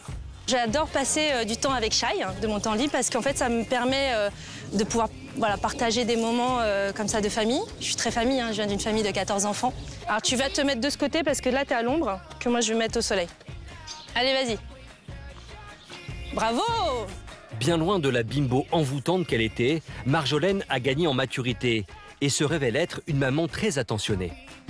Bravo, t'as gagné! Bravo, monsieur Shai.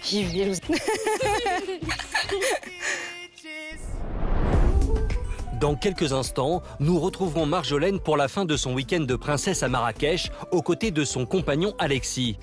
Et vous verrez qu'il a tout prévu pour lui faire plaisir. Si on écrivait l'histoire, personne n'y croirait. Tout le monde dirait, mais non, c'est pas possible, c'est un film. Mais ma vie est un film.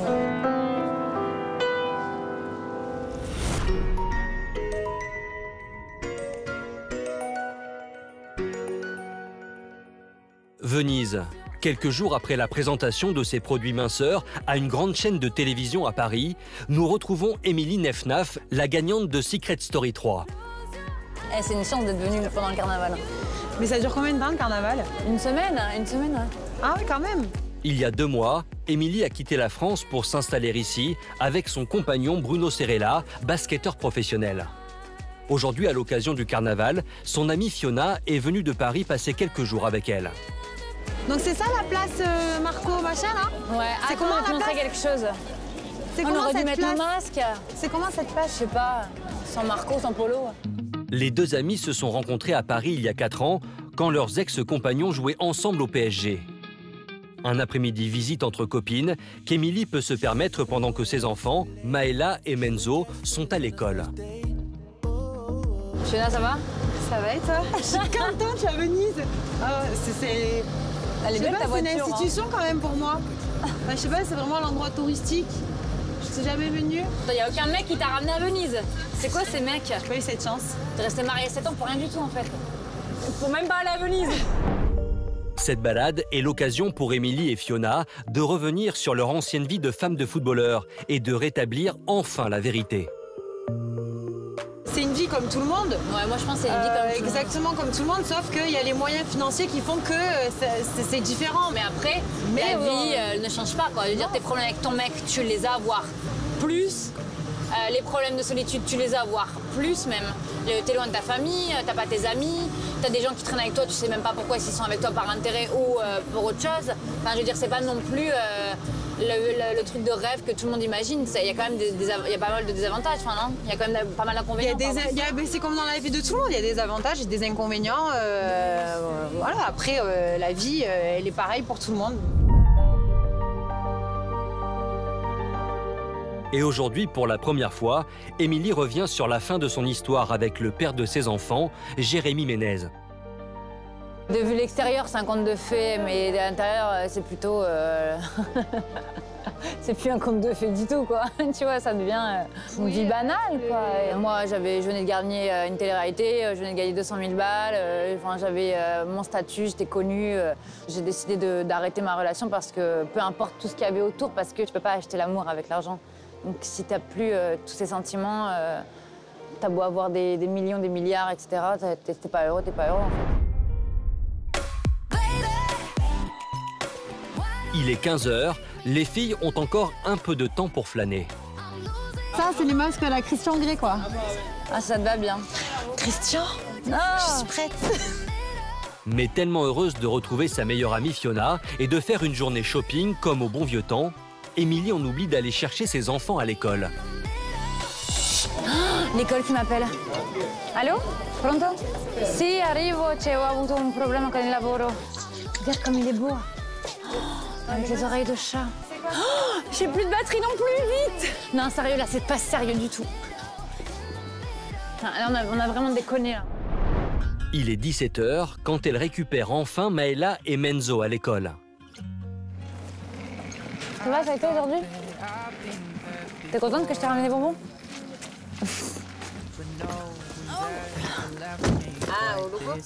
Influenceuse et businesswoman la journée, de retour chez elle, Émilie reprend son rôle de maman. Une vie de famille sans artifice, à laquelle elle a toujours aspiré. Ça, c'est quoi, ça? Je peux essayer de parler dedans. Donne. Renaud! Renaud, t'as gagné? Oui, j'ai gagné. Les cheveux se mouillaient. Maëla, viens. Menzo, venez. Et une fois les enfants couchés, place à la fête. Ce soir, le couple invite ses amis à dîner. Entourée de ses meilleures copines et de l'homme qu'elle aime, Émilie est bien décidée à profiter du folklore de Venise.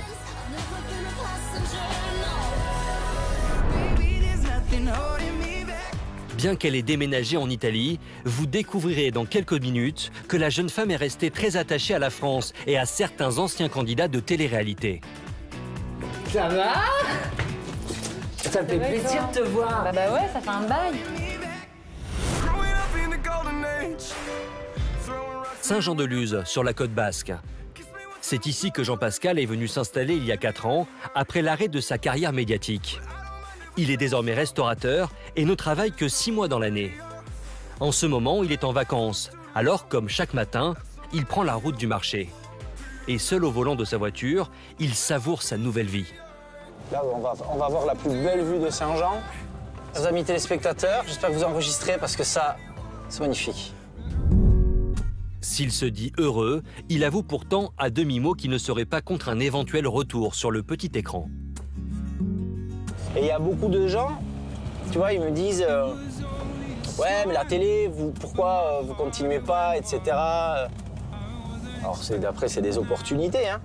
Mais je garde la télé comme un bonus parce qu'ils me disent ouais, mais vous pouvez bien gagner votre vie, etc. Et je leur dis toujours que, être ici, à mon sens, c'est une richesse, quoi. Je me lève le matin, je vois la mer, je vois le port, je vois les montagnes. Aujourd'hui, je suis heureux. Alors, en attendant de répondre à d'éventuelles propositions, il s'adonne à l'un de ses passe-temps favoris, faire le marché. Tous les matins, il fait le tour des étals à la recherche des produits frais. Quand je me suis retrouvé avec mes enfants, déjà je cuisinais, donc il fallait faire la popote. Et après, j'adore cuisiner, donc même maintenant, moi, Je suis plus souvent au fourneau, je fais le ménage aussi, mais j'adore être à la cuisine, moi. C'est chouette. Limpio, bon, merci à toi. À la prochaine. Adieu, merci. Bye. Adieu, merci. Comme Monsieur Tout-le-Monde, Jean-Pascal se fond parmi les anonymes. Mademoiselle, madame, c'est toi qui me sers? Il me faut des aldudes. Fais-moi 8 tranches fines. Mais pour les commerçants, il demeure une personnalité. C'est la star du pays, on va dire. Ouais, non, mais non. C'est la star de la Starac. Ouais, voilà. On va dire c'est le bouffon du pays. Ouais, voilà. C'est ça. Le nez rouge.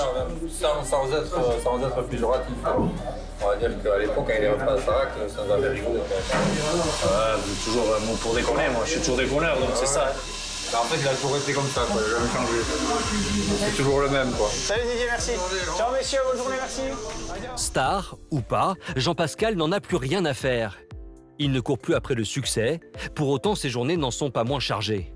Après le marché, direction le golf, où il retrouve sa compagne Delphine et des amis. Bonjour Christian. Hey. Ça va? Ça va et toi? Ouais. Ça va Guillaume? Il y a quelques années, il s'est découvert une véritable passion pour ce sport. Et l'hiver, quand il ne travaille pas, c'est sur ce terrain qu'il passe ses après-midi. Toujours à ses côtés, Delphine n'a eu d'autre choix que de s'y mettre. J'ai commencé à faire quelques cours et moi aussi je suis devenue assez adepte, donc maintenant c'est toute la famille qui s'y met, quoi. Toujours premier pour faire le show, sur le green, Jean-Pascal redevient rapidement le bout en train que l'on a découvert dans la Star Academy. Ah, le con, putain, Andro, quoi. Celle-là, tu la filmeras pas. Ah, putain. Regarde. Quel coup de golf. Ah, merde, putain. Oh, attends, c'est pas fini. T'es un râleur-né, tu fais que râler. Mais non, je râle pas. Allez, allez, ils sont derrière. Mais fais ça, ramasse-la, ta balle. Je la ramasse pas, tu auras un coup de 7, je suis sur le green et je fais un birdie. Et je vais les baiser. Fanfaron, sourire aux lèvres au volant de sa petite voiturette, n'allait pas croire pour autant qu'il s'est embourgeoisé. Car la vie lui a appris que rien n'est acquis. Personnage volubile, Jean-Pascal est en réalité très pudique et ne s'exprime que très peu sur les années difficiles qui ont suivi l'arrêt de sa carrière. Mais pour la première fois, devant notre caméra, il accepte de se confier. J'ai tout qui s'est un peu cassé la gueule en même temps. J'ai divorcé, j'ai arrêté section de recherche et là on se dit, ben, on fait quoi? Alors c'est pas le fait que la télé s'arrête, c'est surtout de se dire qu'est-ce qu'on fait? Parce qu'il faut se dire, ben, peut-être que je vais aller faire n'importe quel métier, boulanger, bosser à Carrefour, garagiste. Après, le regard des gens, c'est autre chose. Parce qu'il y a toujours des critiques en disant « Vous êtes là maintenant, ça marchait pas à la télé ». Les gens, ils sont très méchants par rapport à ça. S'il a pu remonter la pente et se reconstruire, c'est grâce à Delphine, sa compagne. C'est elle qui a su lui redonner le sourire. Ouais, c'est plus qu'un changement de vie total, oui, parce qu'elle m'a secoué, parce qu'elle m'a redonné confiance en moi. Et puis elle a beaucoup de mérite, parce qu'elle est rentrée dans une famille recomposée avec 2 enfants. Quand je t'ai rencontré, tu te rappelles? Je t'ai dit, moi si on se met ensemble, je t'ai dit, ouais, tu m'as dit, je suis en package. Voilà, je suis en package, donc tu me prends avec tout le monde ou tu me prends pas. Et elle a vachement de mérite, parce qu'il faut pouvoir le faire, quoi. C'est pas facile de refaire sa vie avec 2 enfants, puis les enfants l'aiment beaucoup, donc ça se passe vraiment très très bien. Et franchement, aujourd'hui, je change de vie pour rien au monde. Mais alors, rien. Je suis très heureux d'avoir fait Starac, tout ce que j'ai vécu. J'ai eu 2 enfants magnifiques sur une première rencontre, mais pour rien au monde, je reviens en arrière. Mais alors... Non, mais c'est vrai, chérie, attends. C'est vrai.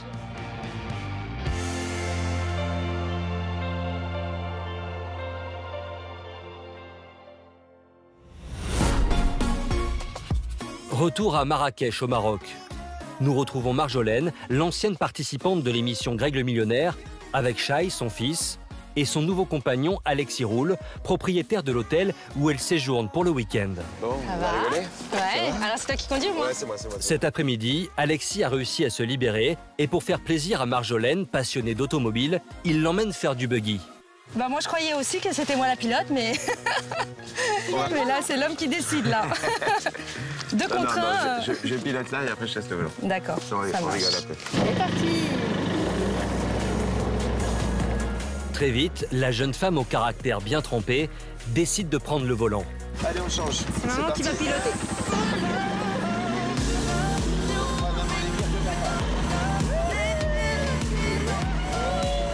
Tout ce qu'il faut pas faire. C'est ce caractère de fonceuse qui a séduit Alexis. L'ancienne vie de Marjolaine ne représente en rien une barrière à leur amour. bien au contraire. Je l'avais vu venir pour un tournage et c'était pour Marjolaine et Les Millionnaires. C'était pour cette émission-là. Et en fait, je sais pas du tout qui c'était. Et donc jusqu'au jour d'aujourd'hui, j'ai toujours pas vu ces émissions. Mais a priori, j'ai compris qu'elle était assez connue quand même. Un petit peu. Enfin, un petit peu. On a tous un passé et elle a fait les choses bien. Pour quelqu'un qui a été aussi connu et qui a fait ce genre d'émission, c'est plutôt pas mal. C'est bien, elle peut être fière d'elle. Ah mais moi j'assume le fait d'avoir été médiatiquement exposée, hein, ça, il n'y a pas de souci. De toute façon, ça a été une bonne partie de ma jeunesse. Je regrette pas et si c'était à refaire, je le referais.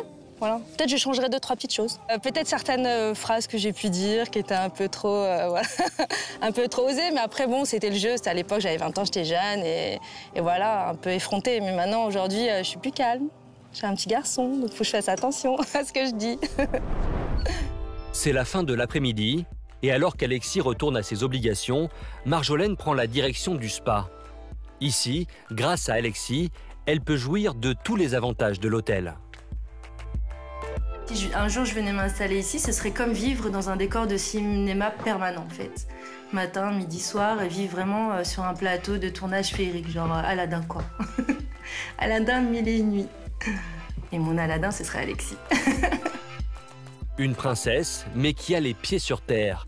Car Marjolaine n'a pas l'intention de se faire entretenir par son compagnon. Son argent, elle le gagne seule en travaillant.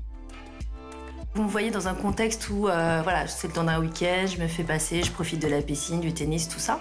C'est agréable, mais c'est vrai que toute une vie que de moments de plaisir comme ça, non. La vraie vie, c'est quand on a une vie professionnelle, quand on travaille. Si maintenant, demain, avec Alexis, ça se concrétise et qu'on est plus loin dans la relation, et que je suis amenée en fait à venir ici parce que lui ne peut pas se déplacer en France. Effectivement, il faudrait que je trouve une manière en fait de pouvoir continuer mon activité immobilière et pourquoi pas peut-être aussi apporter mon aide dans son hôtel. Demain, Marjolaine reprend l'avion direction Paris. Mais avant de repartir, elle retrouve Alexis pour un dîner en tête-à-tête.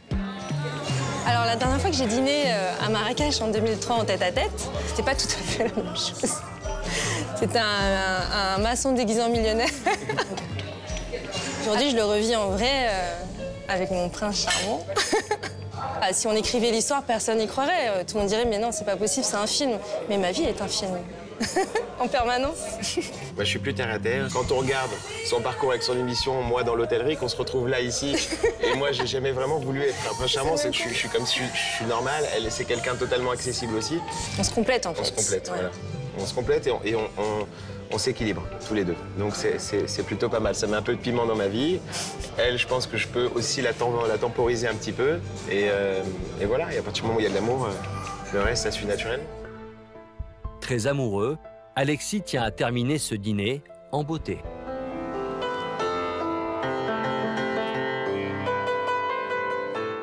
Marjolaine profite de ses derniers instants de répit. Demain, elle rentre à Paris pour une nouvelle semaine chargée, jusqu'à leur prochaine retrouvaille. Voilà, ça t'a plu ? Trop beau, ouais, j'ai adoré.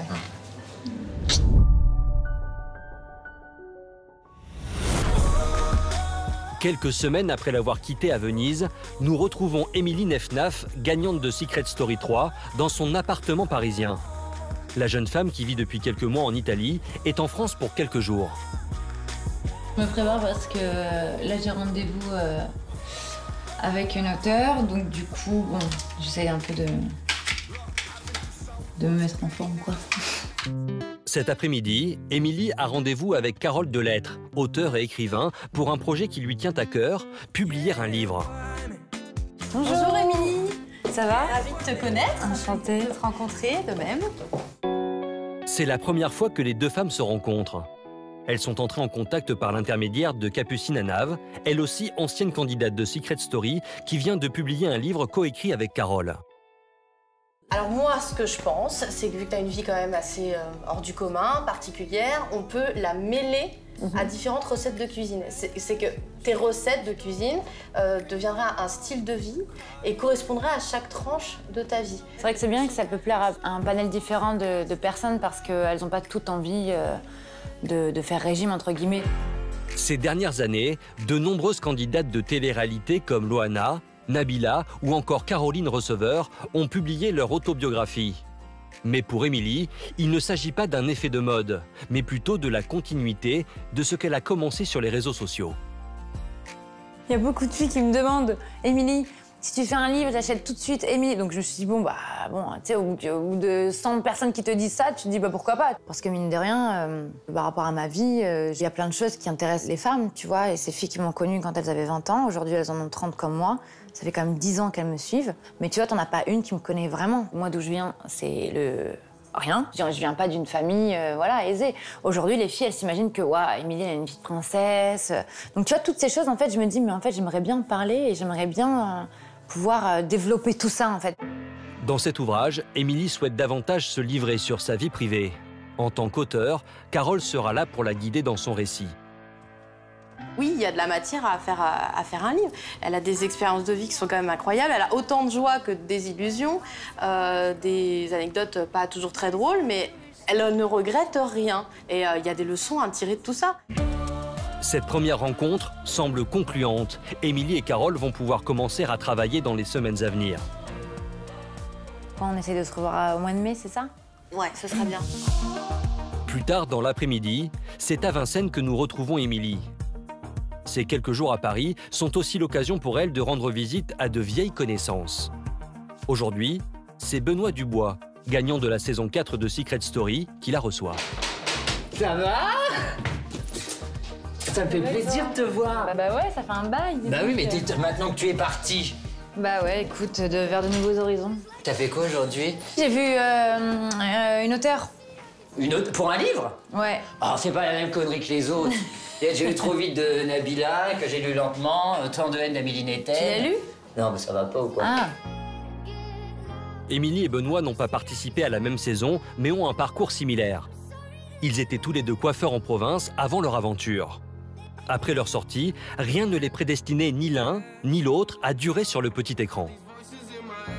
En fait, moi, je voyais plus ça comme un amusement, elle aussi, je pense. On n'a pas vu ça comme un objectif de carrière ou comme une réussite. C'est-à-dire que la réussite, nous, on la base pas sur ça. La réussite, on la base sur le travail. Alors que maintenant, les jeunes de maintenant qui participent à une télé-réalité, le problème, c'est qu'on leur vend de la poudre aux yeux parce qu'on leur dit, vous faites une émission de télé-réalité, mais après, vous pouvez en faire 10. Donc, c'est pas grave. Le gain que vous allez gagner là, vous pouvez le claquer dans n'importe quoi. De toute façon, vous allez refaire Les Anges, vous allez faire La Villa des Cœurs brisés, vous allez faire Les Princes de l'amour.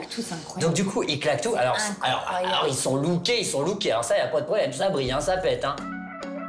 Ce décalage entre les anciens candidats et les nouveaux, justement, Émilie l'a ressenti il y a quelques semaines quand elle a accepté de participer en tant que guest aux Anges 10. T'as plus d'huile d'olive. Une goutte. Une goutte Puget. Vas-y. Vas-y, redis une marque, t'es vraiment comme moi. Putain, mais t'es vraiment... Tu sais, quand dans Les Anges, ils m'ont tous dit « Franchement, Émilie, tu saoules avec tes marques, t'as pas compris qu'on peut pas dire les marques ?» Et j'avais envie de leur dire « Mais moi, je suis naturelle. » Bah, moi aussi, naturelle.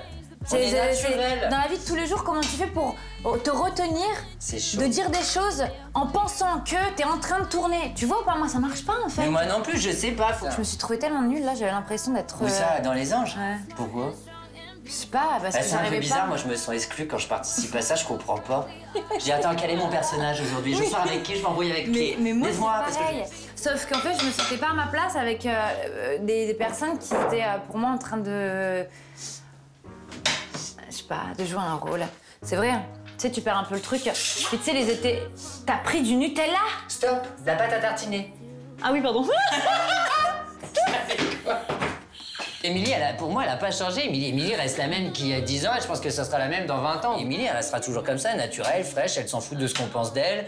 Elle fait son bonhomme de chemin, elle s'en fout qu'on dise que, voilà, c'est elle. Presque 10 ans après sa victoire, la jeune femme semble tourner la page de la télé-réalité pour apprécier les choses simples.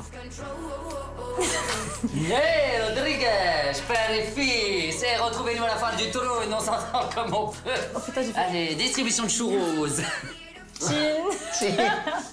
Ah mais on ne voit pas souvent, mais ça fait plaisir de te voir. Merci, toi de même. Trouve-moi un rital maintenant. J'en ai marre d'être célibataire. Dernière soirée avec Benoît avant de repartir à Venise, retrouver ses enfants et son amoureux Bruno. Depuis la fin du tournage, Loana a participé à une nouvelle émission de télé-réalité et son livre fait partie des best-sellers de l'année. De son côté, Jean-Pascal s'apprête également à faire son retour à l'antenne dans une émission d'aventure. Émilie est aujourd'hui séparée de son compagnon Bruno.